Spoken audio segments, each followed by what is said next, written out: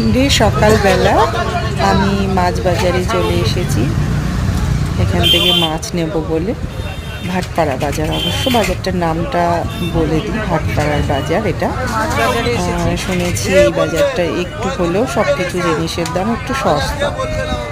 চলে এসেছি সকাল সকাল, সস্তা কিছুই নয়, সবই একই দাম।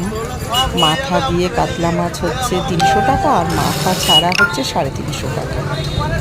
তা মাছ নেওয়ার জন্যই চলে এসেছি। মাছ নিয়ে কিছু বাজার, আলু পেঁয়াজ সব কিছু নিয়ে এবার বাড়িতে যেতে হবে।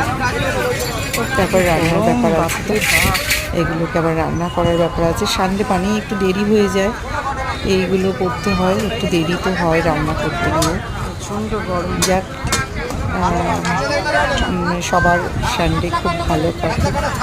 Happy Sunday, tata, by.